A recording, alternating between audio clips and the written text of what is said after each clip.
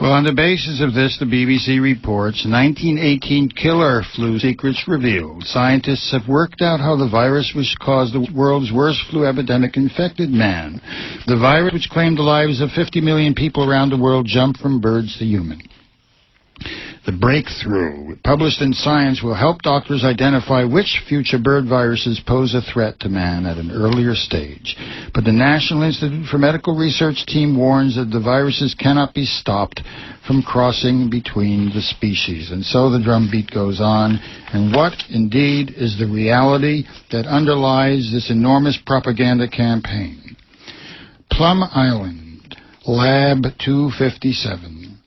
Nestled near the Hamptons, the fashionable summer playground of America's rich and famous, and in the shadow of New York City, lies an unimposing 840-acre island unidentified on most maps. On the few on which it can be found, Plum Island is marked red or yellow and stamped U.S. Government Restricted or Dangerous Animal Diseases. Though many people lead the good life within a scant mile or two from its shores, few know the name of this pork-chop-shaped island. Even fewer can say whether it's inhabited or why it doesn't exist on the map. Lab 257, the disturbing story of the government's secret Plum Island germ laboratory, blows the lid off the stunning true nature and history of Plum Island. This seemingly bucolic island on the edge of the largest population in the United States is a ticking biological time bomb that none of us can safely ignore. This is a report on the book by Michael Christopher Carroll, Lab 257, the disturbing story of the government's secret Plum Island Germ Laboratory, based on innumerable declassified government documents and scores of in-depth interviews. The suspenseful account of the federal government germ laboratory exposes a secret world and startling revelations, including virus breakouts, biological meltdowns, infected workers, and periodic flushing of contaminated raw sewage into the New York area waters, and the insidious connection between Plum Island and the created Lyme disease, as well as the deadly 1999 West Nile virus outbreak, which has its origin in the laboratories of Plum Island. This work shows how the U.S. Department of Agriculture, which ran Plum Island for the last half-century, says it states far more than a wholesome grade-A eggs and food pyramid. In fact, Plum Island's new owner, the Department of Homeland Security, has carried on with this work of creating viruses, of generating germs, of weaponizing for application throughout the world the biological agents that induce and cause pandemics.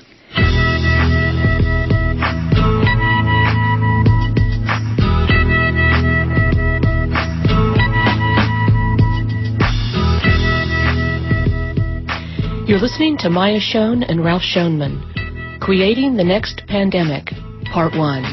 I'm Bonnie Faulkner. This is Guns and Butter.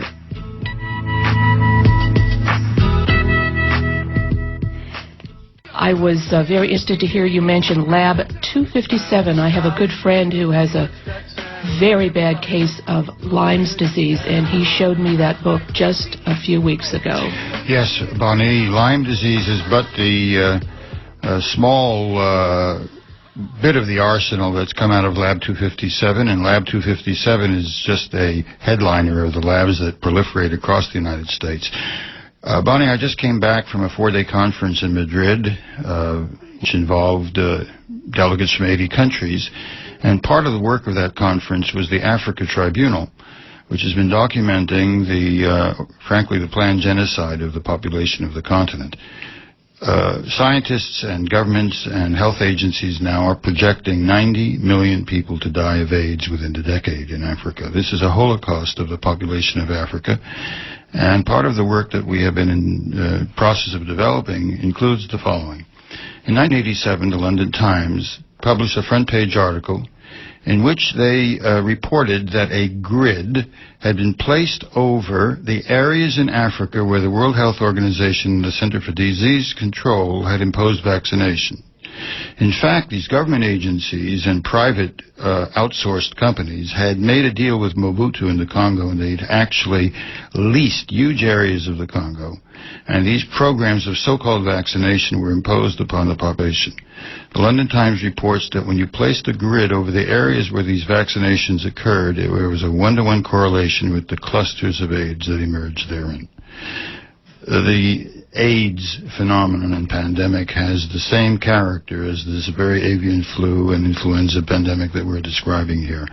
And the work that we did in Madrid with this international conference bore upon the fact that the system of private ownership of the means of production, so concentrated in the hands of the few, finds itself, in a sense, at war with the mass of the people of the world, because the impoverization and the epidemic disease that has been inflicted upon people has created a climate of insurrection.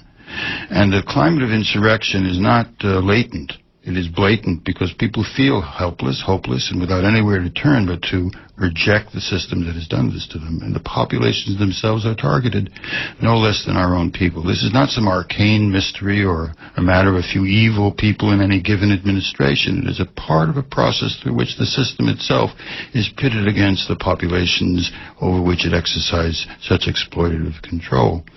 I think Lab 257 is a very important evidentiary demonstration of how this is operating.